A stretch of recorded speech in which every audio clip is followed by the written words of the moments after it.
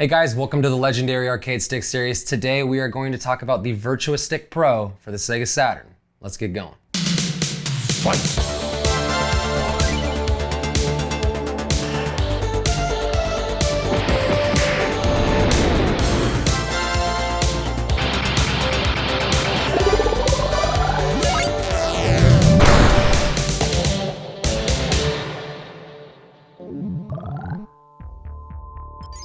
All right guys, so the Virtua Stick Pro for the Sega Saturn. Now this is considered by many to be the holy grail of retro arcade sticks. The model number is the HSS 0130. This is basically a replica of the control board from the Sega Astro City arcade cab. In fact, you can take panels off of the Astro City cab and put them on this body. When you get this stick stock, it comes with Sega buttons, which, as I've said in many other videos, is something I strongly suggest replacing. Now, they're decent, but over time, they get kind of sticky and you'll miss inputs, and especially if you don't press right in the middle and if you press in the edge, they kind of rub against the edge and it just doesn't feel great. The only thing is, like many of these Sega sticks, is you have to widen the holes. The good news is that it doesn't really take much drumming at all to get them to fit. You really just need to shave down those little metal tabs that stick out from the pre-drilled holes. The joysticks, this is the best part, are LS32 stock, which in my opinion may be the best joystick model you can buy. You got your start button for both players. You can see here the Sega one-player layout as it kind of dips a little bit more than the Sega two-player, and the reason for that is that player two would kind of be angled, more this direction, player one more this direction, so they tilted the button layouts. The panels are really solid metal and the art on them is incredibly durable. Again, it's a replica from their arcade cabs. It was meant for people to play on all the time. One of the coolest things about this stick that really gives you a sense of playing at the arcade is the move list feature. Right there under the plexiglass, you can swap in and out your move list. And now it comes stock with 3 options. You get Virtua Fighter 2, Virtua Fighter Kids, and Fighting Vipers. But obviously, you can print out and make your own. So here's my modified version. I replaced these with Sanwa buttons, kept the LS32 because I love that stick. Sanwa start buttons, and basically what you can see here is I actually added a home and a select button on the back side, in addition to some new tricks. And I actually put a PS360 in this thing with the Sega Saturn firmware on it, so I can actually use this on my Xbox 360 or PC or Sega Saturn or PS2 or my Dreamcast, whatever, using that PS360 with the RJ45 port there. So now let's look at even a different variant where I kind of went real crazy with it.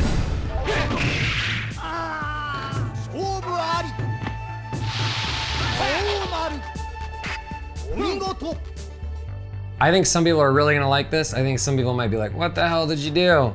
Well, I made a Neo Geo Sega arcade cab hybrid stick. I loved the Virtua Stick Pro so much, especially the body. And I also love the Neo Geo arcade cabs. That's why I own a 4-slot.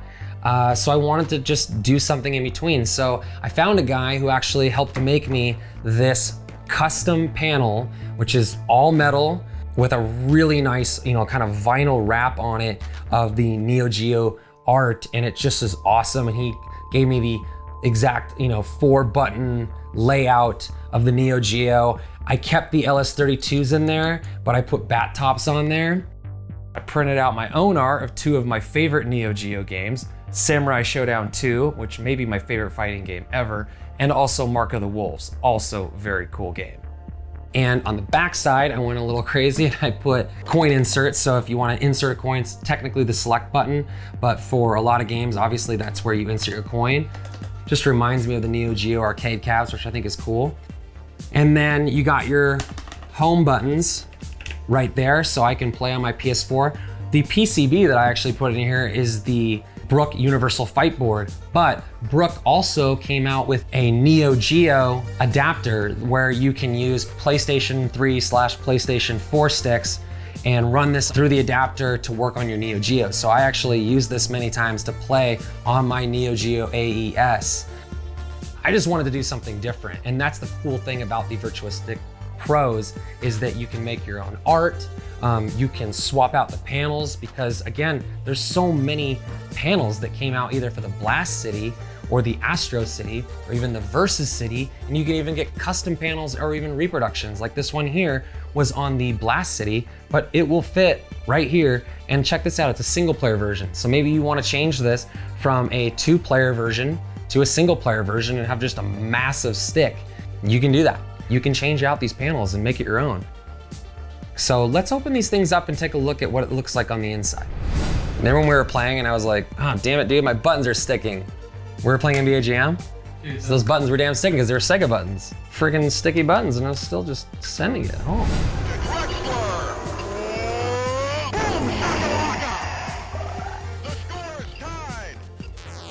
Once you take the back panel off, this is what you're seeing here. Here is the PCB that controls both player 1 and player 2. As you can see, you have plenty of other space to work with to add, other PCBs if you want to, or do a dual mod, or even drill extra buttons in here. I mean, you got plenty of room to work in here. All right, so now that I have the top panel off, we're gonna go ahead and take a look at what we got here. As you can see, the buttons are soldered to the PCBs here and here for the start buttons. Again, these are not 30mm standard size holes, so you will need to use your Dremel if you want to replace them. And you are gonna have to obviously desolder each one of those points and then obviously rewire them back up to this if you want to keep this Sega Saturn PCB. As you can see here too, you got a lot of room working within there. It's, it's pretty deep. So, I mean, you can pretty much do anything you want. So much room to work with. Now, again, one of the biggest benefits is you get an LS32. Using the right plate, you can put a JLF in there, an LS56. I mean, you can pretty much put anything in there you want. You just need to make sure that you're able to get a plate for it. I believe an S-style plate with a mount hole in the middle, because that is the only place you can mount this thing. There's one mounting screw here and then one in the center down here for a vertical mount. Now, there are plates in which you get different style mounts. As you can see here, I have a plate that mounts more like a standard 4-corner, but you can see also has the middle mount. So just if you are going to buy a new plate for this thing, whether it came off a Blast City or maybe you're gonna get a custom one or a reproduction, make sure you're checking out those mount plates depending on what joystick you want.